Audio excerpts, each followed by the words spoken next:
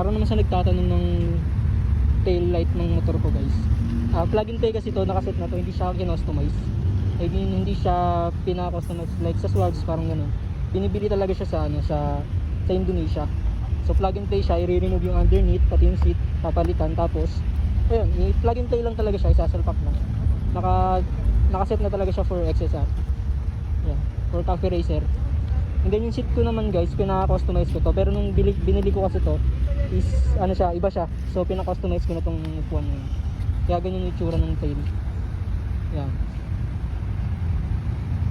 So para naman sa nagtatanong kung magkano yan, 16k siya guys, kasama ng shipping. Ayun yung tansya na magagastos nyo pag binili nyo siya sa Indo.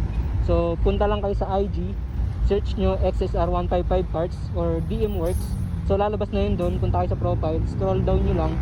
Marami silang parts, so pipili nyo, hanapin nyo lang yung ganyan, yung rear set nyo.